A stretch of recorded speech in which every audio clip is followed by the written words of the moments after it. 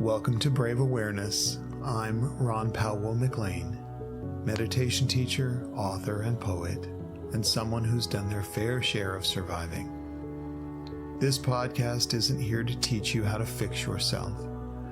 It's here to remind you that you're not broken. These are spoken transmissions for modern minds, reflections, disruptions, and sacred interruptions. Let's begin.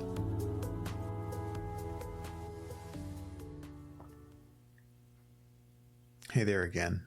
In the last episode, we cracked something open. We talked about how fear is running the show, how it disguises itself as certainty, anger, judgment, ambition, and even righteousness.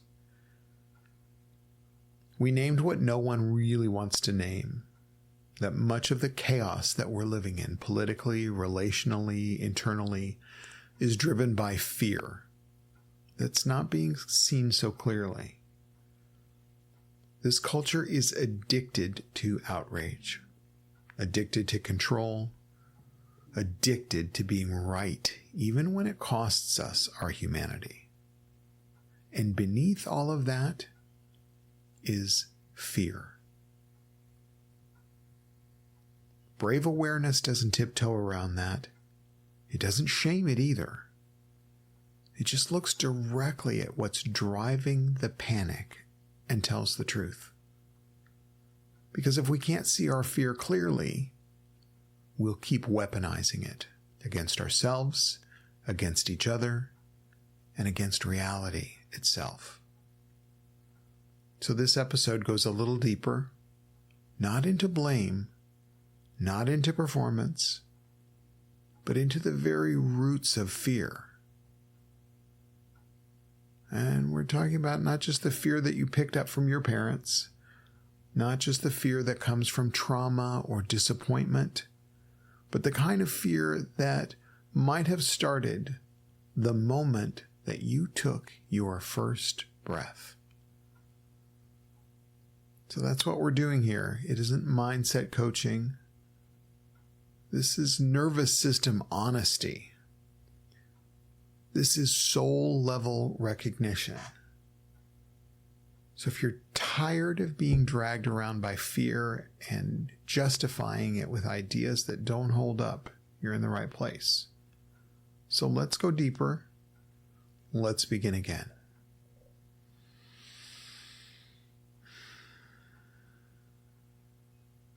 Fear did not show up later in life. It didn't come from broken parents or rough experiences growing up. Fear was there at the beginning. Maybe even before the beginning. Think about it. One moment you're floating in warmth, in darkness,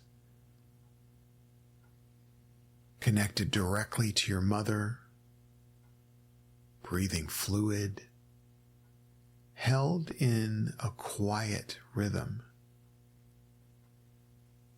And then suddenly, you're pushed out into cold air, bright lights, loud sounds.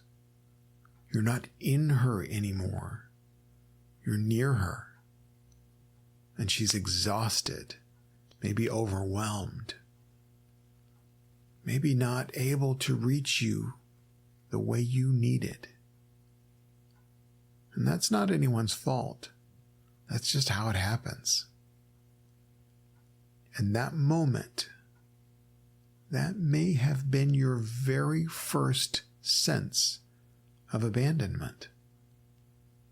Your very first taste of fear. So when we talk about fear, you're not just talking about anxiety from last week. We're talking about a body that has been trying to survive this strange world from the moment it entered it. Fear is not weakness. It's instinct. It's armor. It's a system doing its best to keep you alive. Sometimes it tries to make you small so you won't be left behind. Perfect so that you won't be rejected. Invisible so you won't be hurt. It's not evil. It's tired. It's working overtime and has been since the beginning. But brave awareness sees what fear can't. It sees that the danger is no longer immediate, that you are no longer helpless, that you are no longer alone.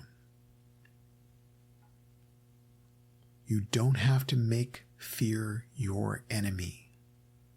You also don't have to let it run your life. You can see it for what it is, a first response, not a final truth. Brave awareness says, you're not crazy, you're not broken, you were just scared, and for good reason. But now you can choose something else. Now you can breathe. Now you can be here. And here you are enough. Here you are safe.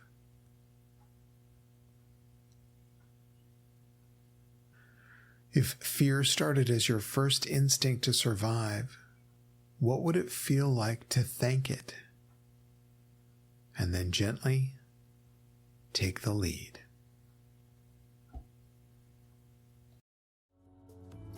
If this opened something for you, stay close. You can subscribe, share it, or just sit with what stirred. Brave awareness isn't a destination, it's a return. I'll meet you there again soon.